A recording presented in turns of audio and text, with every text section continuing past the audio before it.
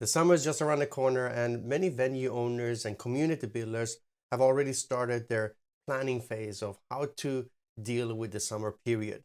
Now, we've been doing this for 15 years, and I want to share with you where we are with our thinking and the strategic process or the steps we take in order to do our preparation.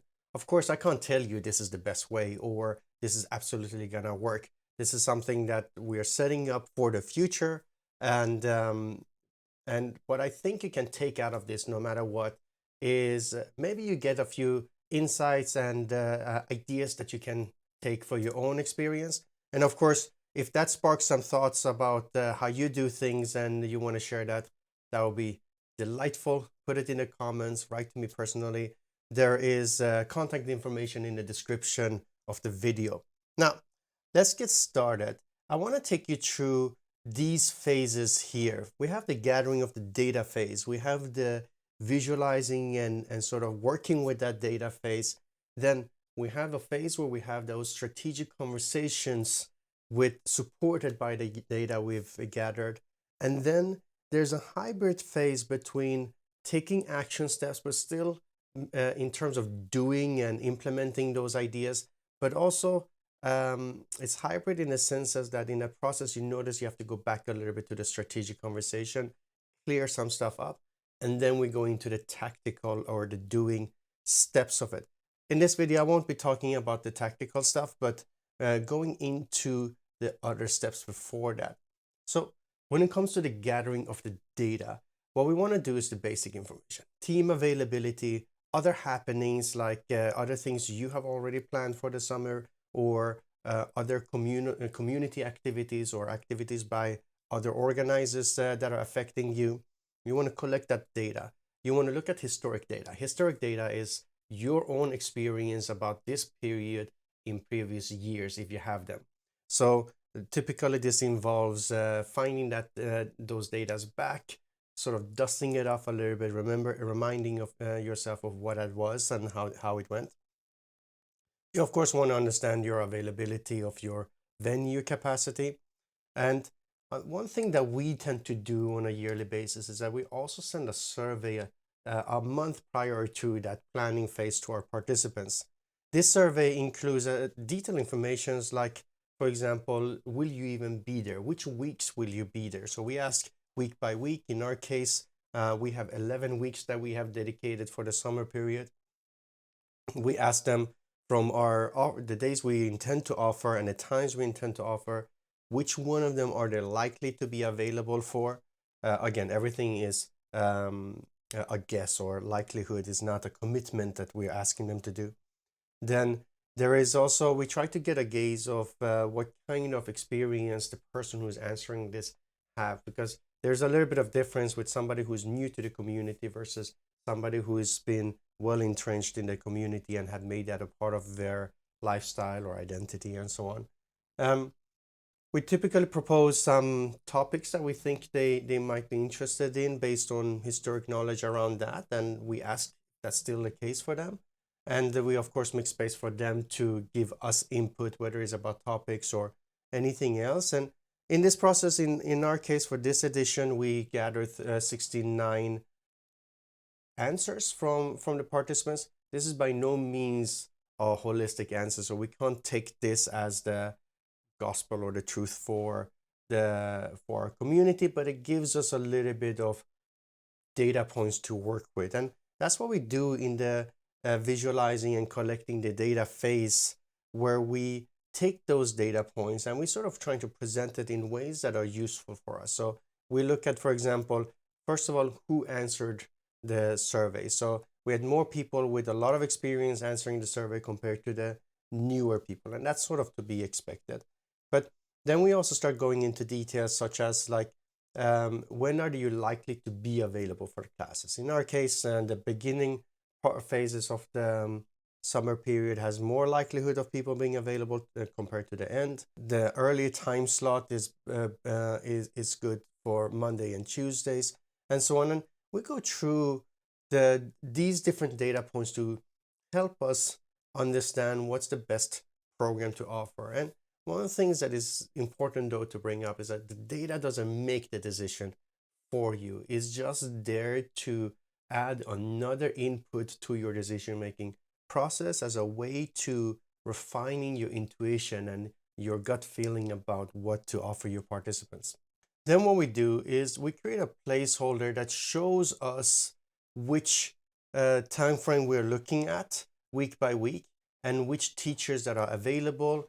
Are there anything already happening on the weekends, for example? In our case, because most of the regular stuff happens during the week, the weekends are usually for us reserved for the special activities.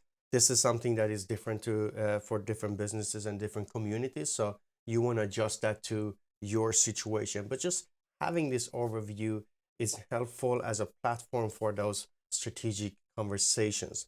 Now, let me just take a side note about this is that one of the reasons we are sort of playing with spreadsheets so intensively is that we have to sort of massage and bend it to provide us the information we need in order to make our decisions, because spreadsheets are actually not databases.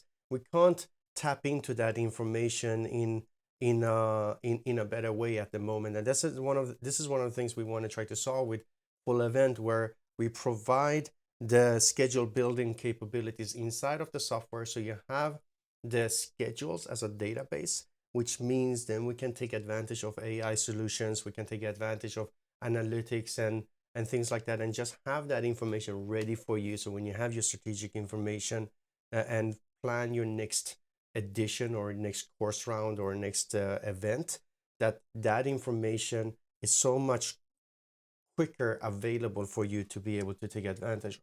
Now, once we have all of this, we're entering the strategic conversations. Here you want to talk to your team or whomever you're working with in order to make the decisions for what to offer about topics like what is your cost tolerance. So throughout the year, you have a certain cost structure that you're holding on to. So the first months maybe have a certain cost structure, but as we get into, for example, the summer period, if it is not the same expectation as during the high season, so to say, do you still want to maintain the same cost structure? So you want to sort of understand how you want to adapt to that and have that conversation around it. You want to have a conversation about your tolerance for how many signups you get per activity. For example, during the high seasons, the main part of your year, you might say, you know what, we want to offer a broad series of activities, and if one or two of them are not too well visited, it's fine. It's a risk we're willing to take in order to increase our chances to fulfill the wishes we have for our community. But in the summer period, for example, that might be a too high of a risk because too many of those classes or experiences will be half full, half empty, depending on how you want to see it. So you want to understand, like, what tolerance do you have for that?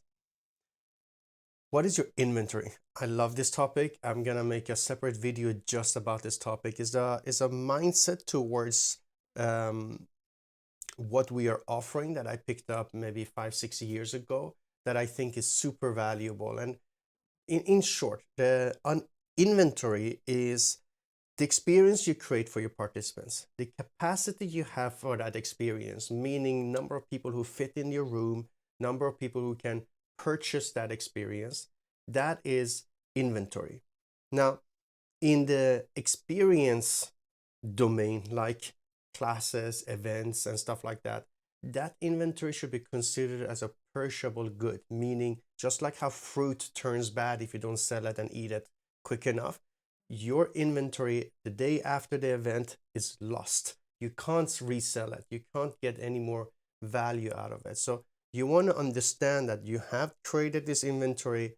How can you maximize that? And once you take this mindset towards those experiences, there are so many new thoughts that comes up, and I'll make a separate video sharing describing this idea for you better. But understanding what is the capacity that you have, and looking at that capacity as a resource that you want to use in terms of choosing your strategy, choosing what you want to do for the summer. Also for yourself, what are you willing to do during the summer? Do you need a break? Do you need to go away, just like your teachers, just like people in your community? So you want to also take that into your consideration.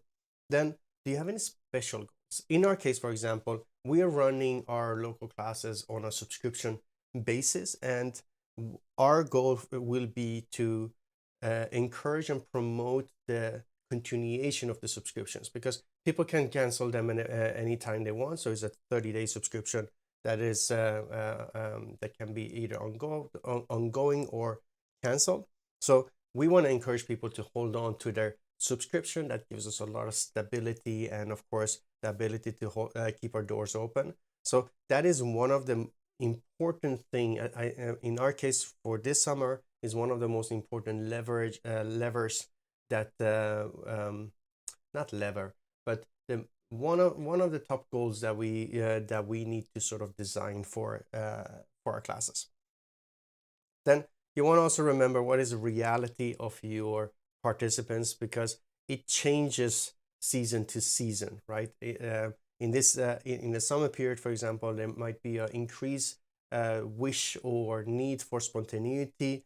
They want to be able to adapt to the temperature more. If it's very hot, if everybody's outside, do they want to be inside? And you have to deal with all these realities, and that happens and changes season to season.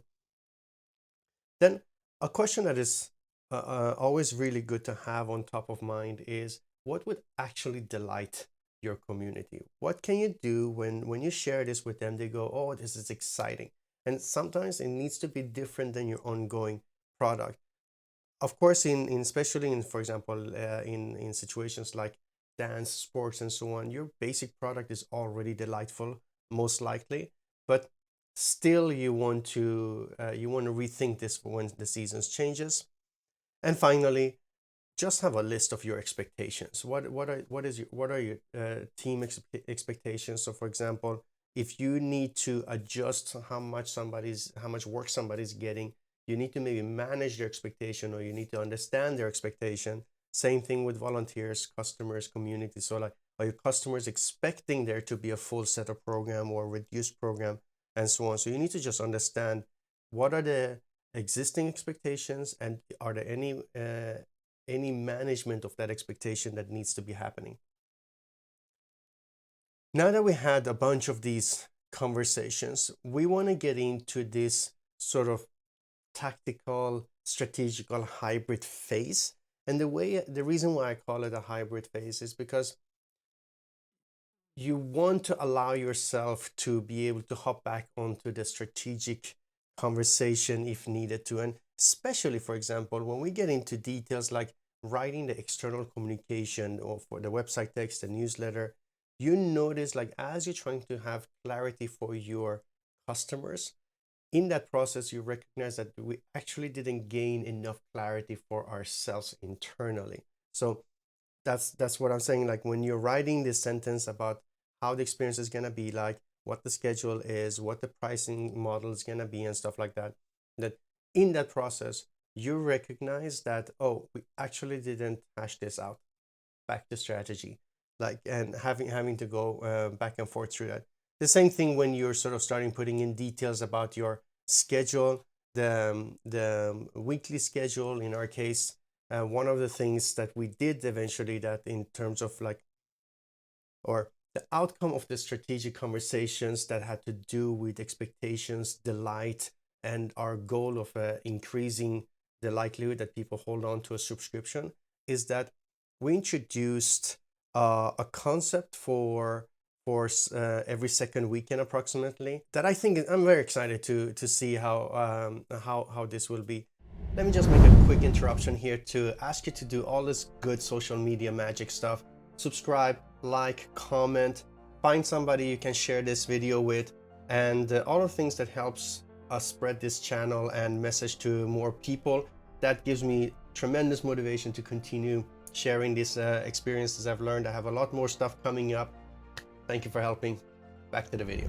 basically at its core, it's an idea that comes from my favorite workshop format that we use for Boost workshops, which is basically some input, a lot of time for practice, some input, a lot of time to practice. We are there during the practice to help people individually, but importantly, during the practice time, people have a lot of opportunities to take care of their own needs, however it might be. Some people might to decompress and chill. Other people want to just dig in and sort of practice a specific thing or ask questions or um, vent frustrations or whatever there is. But basically, when there's an ongoing class, it's sort of you hop on this journey, and the teacher's taking you on that journey, and then we drop you off at the end of that journey. But because it's a group setting, there is some limitations in how well you can take care of your own need as you are on this train, right? So with Boost, we provide many more opportunities to take care of your own needs. The results has been fantastic, and now what we're doing is we're basically doing a 3-hour version of this idea every second Saturday approximately. And the way that works is, again, we have maybe a half an hour class, break time, half an hour class, break time. And in that break time, depending on what people want, if they want to practice, they practice. We're there to help them. If they want to hang out and munch on something, which gave us the idea, okay, what if we, for each of those events, we bring something to bake, or we bake something and bring that, or encourage people to bring snack, so there's a munching going on. And that brought us to the idea, well, it's going to be hot, why don't we have ice cream? So that sort of set the concept of the summer, where we have this, we call them weekend scoops, where people have these experiences with us.